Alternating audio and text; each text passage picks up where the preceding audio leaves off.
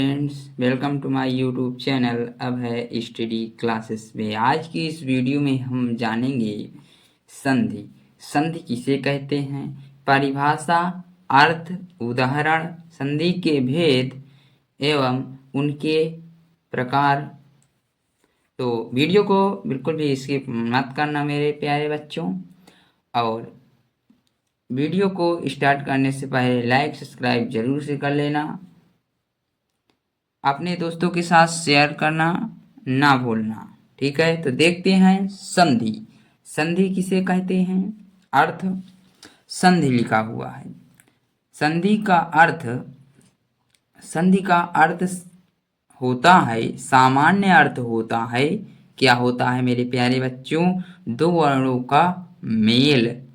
दो वर्णों का मेल।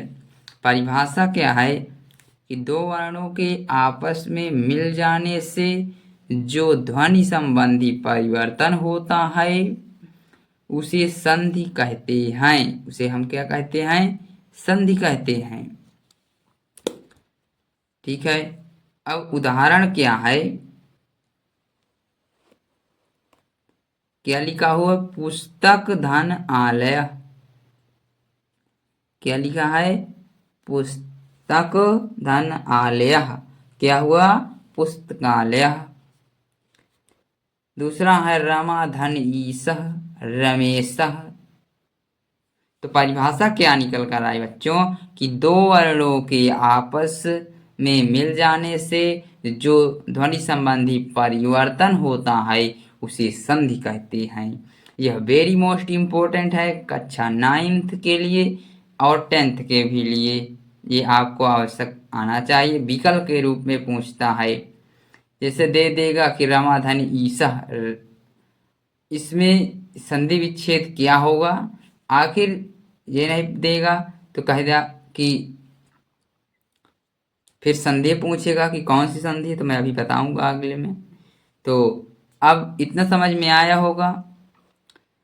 तो बच्चों, अब संधि के भेद कौन कौन से होते हैं, ठीक है, वो पढ़ते हैं।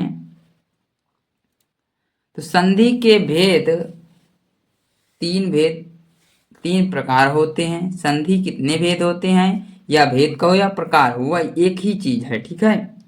यहाँ पर कोई दिक्कत नहीं है।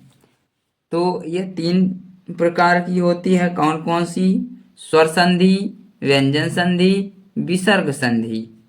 अब यहाँ पर स्वर संधि देखते हैं हम। स्वर संधि की परिभाषा, उसके भेद।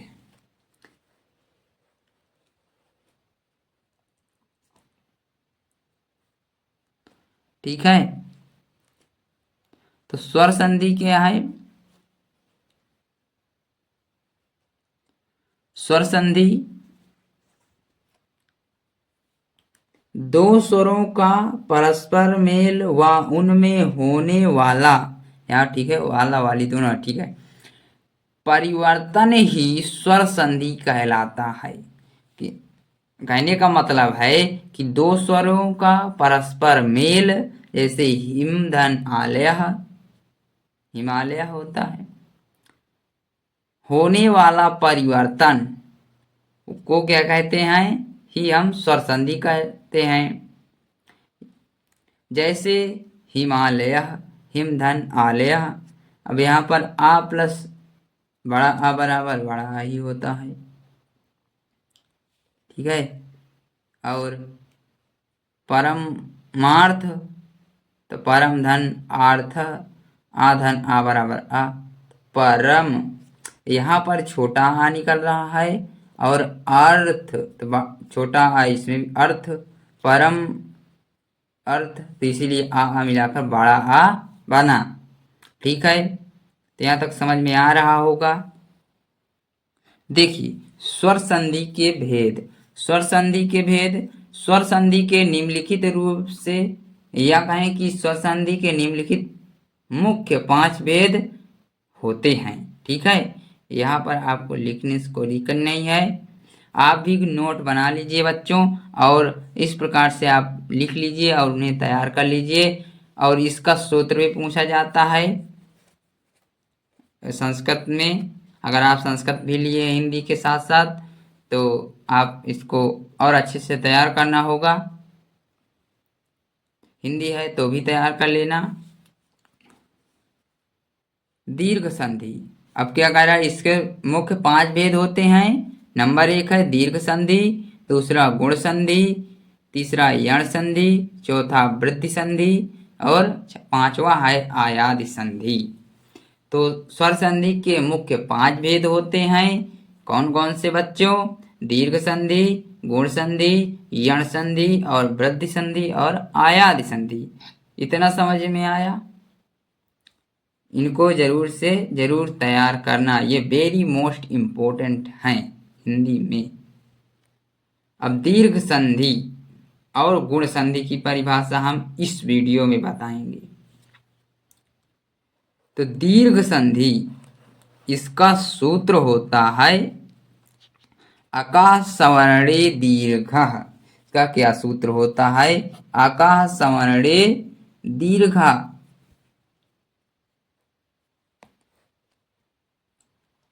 नियम है ह्रस्व अथवा दीर्घ, दीर्घ होगा, ठीक है, ह्रस्व अथवा दीर्घ आ, ई, उ, री, सी और ली स्वरों का समान स्व ह्रस्व ह्रस्व अथवा दीर्घ स्वरों से योग होने पर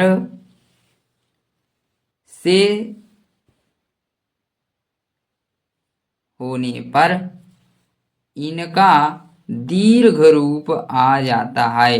क्या यहाँ पर स्वरों से संयोग होने पर, ठीक है, संयोग होने पर उनका दीर्घ रूप आ, बड़ी ई, उ, ऋषि हो जाना दीर्घ संधि कहलाता है।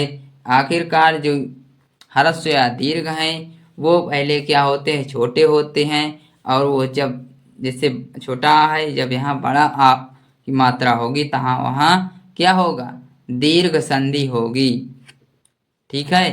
तो ली का ली ली, ठीक है, दीर्घ भेद नहीं होता है। जैसे स्वाधन आर्थी, तो क्या हुआ, स्वार्थी। तो आधन आ बराबर बड़ा आ आया, ठीक है। इसका मतलब क्या है, स्व, यहाँ पर स्व, जैसे स्व स्वर आ रहा है तो आ छोटा आ की मात्रा आ रही है, और यहाँ पर अर्थी, तो यहाँ पर छोटा आ, इनको जोड़कर क्या बना, बड़ा आ। तो स्वार्थी, तो यहाँ पर क्या, जहाँ स्व मिला, स्वार्थी जहाँ इकट्ठा हो गया तो वहाँ क्या निकल कर स्वार्थी, तो बड़ा आ निकलने लगा, ठीक है। इसी प्रकार इसमें भी है। मैं छोटी चीजों को समझाने का प्रयास करूंगा बच्चों, आप भी समझने का प्रयास करें। एक बार नहीं समझ में आता, 2 बार देखें, 3 बार देखें वीडियो को, समझ में जरूर आएगा। देवधन आलय, अब लिखा है देवालय। अब यहाँ पर क्या है, देव छोटा निकला, यहाँ पर क्या है, बड़ा आलय, तो यहाँ पर आधन बड़ा आ बराबर बड़ा है, क्योंकि देवालय, तो देवा के बाद आलय, जैसे उसकी मात्रा निकलती है वो साइलेंट होता है, इसको बोलते हैं लुप्त होता है आ। तो ठीक है, यहाँ पर विद्याधन आर्थी, विद्यार्थी क्या है, विद्याधन आर्थी विद्यार्थी, बड़ा विद्या बड़ा आ निकल कर आया यहाँ पर, अर्थी छोटा आ, तो आधन आ बराबर बड़ा आ, क्योंकि विद्या यहाँ पर बड़ा आया अर्थी, ठीक है। विद्या धन आलय विद्यालय, तो विद्या में बड़ा आ निकल कर आ रहा है, और आलय इसमें भी बड़ा आ, तो यहाँ पर भी क्या निकलेगा, विद्यालय, विद्या के बाद आलय आ, जो मैंने अभी बताया कि लुप्त स्वर में ये इसकी आवाज निकलती है। रविधन इंद्र, रविंद्र, इसमें छोटी रवि ई की मात्रा, छोटी ई की मात्रा आई, और इंद्र इसमें भी, तो ई धन ई बराबर बड़ी ई, तो रविंद्र, तो बड़ी ई का स्वर यहाँ पर आया। इस प्रकार से ये था दीर्घ संधि, दीर्घ स्वर संधि। ठीक है, देखिए गुण संधि, इसका सूत्र होता है बच्चों, क्या होता है? सूत्र होता है आद गुणः। क्या होता है? आद गुणः। नियम क्या कहता है? यदि छोटा आ अथवा बड़ा आ के पश्चात ई उरीली ह्रस्व दीर्घ आ जाए तो उनमें क्रमशः, उनके स्थान पर क्रमशः ए ओ अर अल हो जाता है। क्या हो जाता है? ए ओ अर अल हो जाता है। और जैसे कि उपधन इंद्र बराबर उपेंद्र, तो यहाँ पर उप, उप में आ की मात्रा निकल कर आ रही, उप अ, ठीक है। धन इंद्र ई की, तो जहां आ धन ई बराबर ए निकल कर आएगा तो ए बनेगा। ठीक है, तो जैसे सूर्य धन उदय, उदयम सूर्योदयम, ठीक है, दिखा सूर्योदयम, तो यहाँ पर सूर्य आ निकल कर आया और यहाँ पर उ, तो क्या हो जाएगा? ओ हो जाएगा, यहाँ पर बताया ना, ओ हो जाएगा।